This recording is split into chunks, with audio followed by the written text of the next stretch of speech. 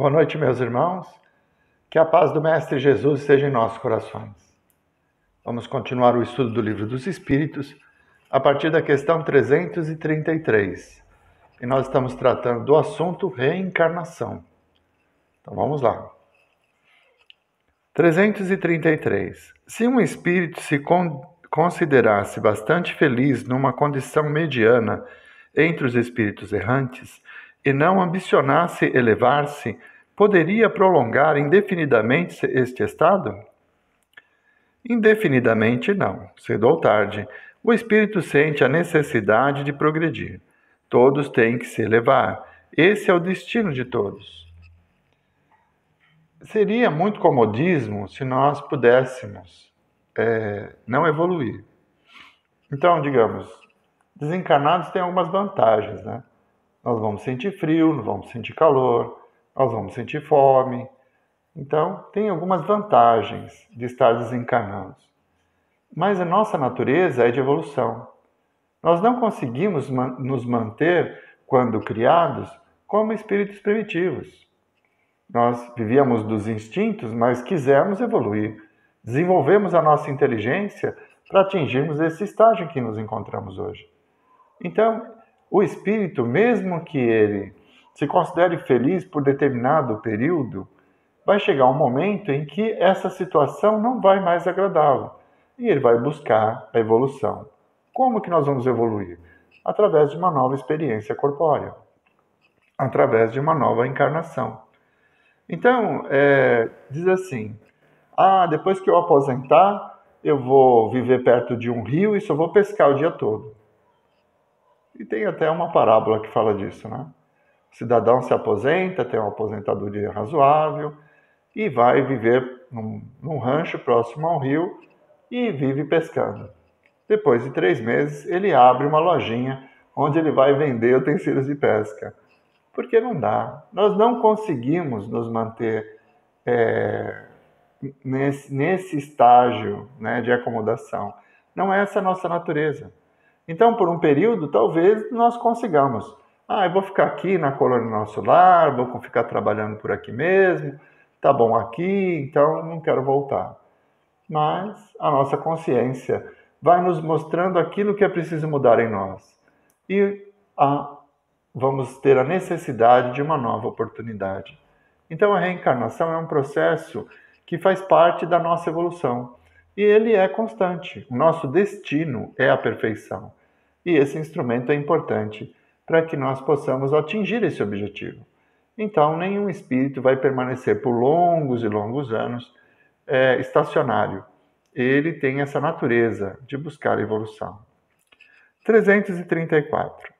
A união da alma a este ou aquele corpo é predestinada ou só no último momento é feita a escolha do corpo que ela tomará? O espírito é sempre designado previamente.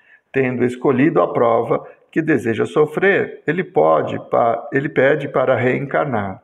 Ora, Deus, que tudo sabe e tudo vê, já sabia com antecedência que tal alma se uniria a tal corpo. Tudo depende do grau evolutivo do ser. É claro que nada acontece por acaso. Existe uma ordem, uma lei natural que rege todo o universo, a qual nós estamos sob o jugo, estamos sob o jugo dessa lei natural. Então, o processo da reencarnação, ele vai estar, conforme o grau evolutivo do espírito, ligado às suas próprias escolhas, né? Acho que as semanas anteriores nós falamos do Segismundo, que ele foi aceito como filho de um casal a quem ele obsidiava e toda a encarnação dele foi planejada. O casal já o aguardava, era uma prova muito difícil para os 3, para que eles pudessem encontrar o caminho do amor. Mas nem sempre é assim. Às vezes o espírito não tem nem consciência de que ele desencarnou e já está reencarnando. Por quê? Pela lei de causa e efeito, ele tem suas próprias necessidades e a misericórdia de Deus nos conduz pelos caminhos que nós necessitamos. Então, nem sempre o espírito vai escolher os pais, vai escolher a reencarnação, o tipo de corpo, a raça, o sexo. Não. Muitas vezes ele reencarna sem perceber que precisa reencarnar, porque ele nem sequer percebeu que havia desencarnado. Então, ele vai passar na erradicidade um período em que ele acredita ainda estar vivo, vai continuar fazendo as mesmas coisas, frequentando os mesmos lugares, até que chega um momento em que há necessidade de evoluir. Então, a misericórdia do Pai nos conduz para uma nova encarnação. Seriam as reencarnações compulsórias, mas nem sempre elas são uma imposição de acordo com o estágio do espírito, né? Nós entendemos numa explicação anterior que reencarnação compulsória é aquela do espírito endurecido, que ele não quer mudar, ele continua vivenciando o mal. Então, ele reencarna num corpo que vai trazer-lhe limitações para que ele possa conviver com pessoas e encontrar o caminho do amor. Então, nós definimos a reencarnação compulsória dessa forma. Mas podemos dizer que espíritos ainda inconscientes da realidade da vida, da imortalidade, do plano espiritual, eles ficam na erradicidade por um período e reencarnam, mas não tem esse plano, não tem essa percepção. Então, não chega a ser uma reencarnação compulsória, mas também não é uma reencarnação planejada. Isso tudo depende do grau evolutivo de cada um. 335. O espírito pode escolher o corpo em que deve encarnar ou somente o gênero de vida que lhe servirá de prova? Pode também escolher o corpo, pois as imperfeições que este apresente representa provas que o auxiliarão a progredir, se vencer os obstáculos que delas lhe advenham. O espírito pode pedir, mas a escolha nem sempre depende dele. Como eu disse, nós estamos relacionados com uma lei natural, a lei de causa e efeito. Então eu escolhi antes dessa encarnação nascer lindo, saudável, né? Mas não foi isso que aconteceu, né? Por quê? Porque eu não merecia, porque essa situação não ia me ajudar a evoluir. Então, é nessas situações que a gente vai conviver. Nós vamos recebendo de acordo com as nossas obras. É a lei de causa e efeito. Nós podemos, pela nossa consciência, pelo nosso conhecimento, pedir ao Pai uma encarnação em que eu possa passar por esta ou aquela prova, porque nos sentimos fortes o suficientes para vencê-las? Podemos. É uma encarnação planejada, de espíritos conscientes, que reencarnam no meio social, no gênero que ele acha, acredita, que vai ser o melhor para que ele vença a si mesmo. Porque esse é o propósito da evolução do espírito. Não é? Então, reencarnar é uma oportunidade de vivenciar novas experiências para que nós combatamos as nossas más tendências e nos tornemos pessoas melhores diante das provas e das expiações nesse momento da nossa evolução, que estamos no mundo de provas e expiações. Então, alguns espíritos planejam, escolhem o gênero, mas nem todos têm esse direito. Pelas atitudes, pelos compromissos assumidos em vidas anteriores, algumas situações são necessárias, mesmo que nós não queiramos. Então, aquele fumante inveterado que durante toda a encarnação foi destruindo seu pulmão, ele desencarna, vai para a erradicidade, ele pede uma nova oportunidade e quando ele reencarna, ele vai sofrer os efeitos. Então, ele nasce com problema respiratório, ele vai nascer com asma, com bronquite, com dificuldades. Ah, é um castigo? Não.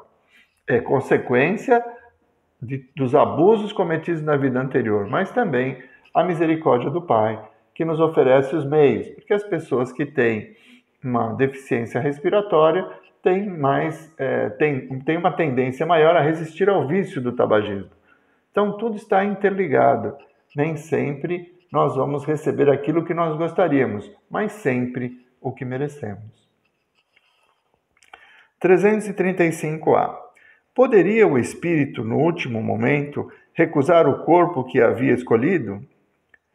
Se recusasse, sofreria muito mais do que aquele que não tivesse tentado nenhuma prova.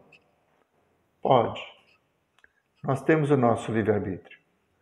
Então, durante o processo da reencarnação, nesse processo de perturbação que nós passamos, nós podemos fugir, desistir. Então, nos afastamos. E aí tem essas situações de abortos na gestação já avançada, de natimortos, que são espíritos que desistiram. Nem sempre isso não é uma regra absoluta, nem sempre é assim. Às vezes, a prova do natimorto ou de um aborto, ele é para os pais, não para o espírito reencarnante. Mas também pode acontecer do espírito desistir. Quando ele foge da oportunidade, ele vai ter que se preparar e vai ter que esperar uma nova oportunidade e vai ter um remédio um pouco mais amargo, não é? Quando nós tomamos um remédio e não fazemos o tratamento adequadamente, no próximo medicamento a dosagem vai ser um pouco mais forte, porque nós não aproveitamos a primeira oportunidade. É assim que funciona. 336. Poderia acontecer não haver espírito que aceitasse encarnar numa criança que houvesse de nascer? Deus a isso proveria. Quando a criança tem que nascer para viver, está predestinada sempre a ter uma alma. Nada é criado sem um propósito. É claro, todos os espíritos que reencarnam. Todo o processo de gestação é uma porta para a reencarnação de um espírito. Então, não vai nascer uma criança sem espírito. Não tem, é como ele diz, né? Deus a isso proveria. Então, se um espírito desiste, algum outro poderia assumir o seu lugar? Antes da concepção, sim.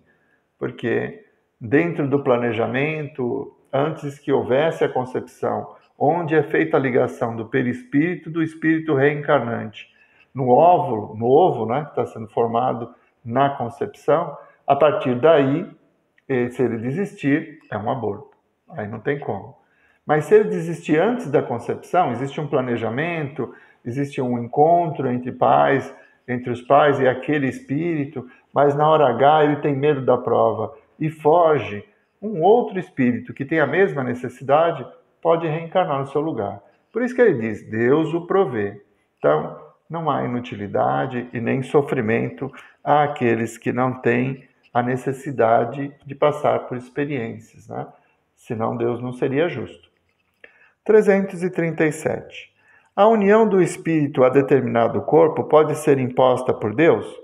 Pode ser imposta do mesmo modo que as diferentes provas, sobretudo quando o espírito ainda não está apto para escolher com conhecimento de causa. Por expiação, o espírito pode ser constrangido a se unir ao corpo de determinada criança, que pelo seu nascimento e pela posição que venha a ocupar no mundo, poderá tornar-se para ele um instrumento de castigo. A palavra castigo não é muito apropriada, mas é aquilo que eu falei da reencarnação compulsória. O espírito necessita de uma nova experiência, então, mesmo ele não querendo, ele acaba reencarnando em condições adequadas para que ele possa usufruir da oportunidade e se tornar uma pessoa melhor. Nós já tínhamos falado sobre isso nas questões anteriores. A reencarnação compulsória, então, seria uma situação de contrariedade. O espírito não quer reencarnar, mas ele precisa reencarnar. E a misericórdia do Pai proporciona os meios para que isso aconteça. Vamos encerrando por aqui, até me estendi um pouco hoje. Vamos então fazer a nossa prece. Mestre Jesus, nós vos agradecemos, Senhor, por mais esses momentos em que pudemos ter convosco.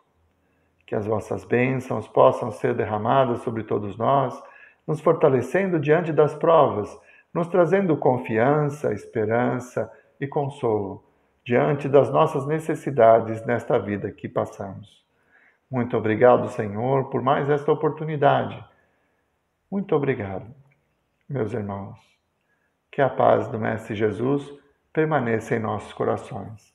E na semana que vem, nós retornaremos a partir da questão 338.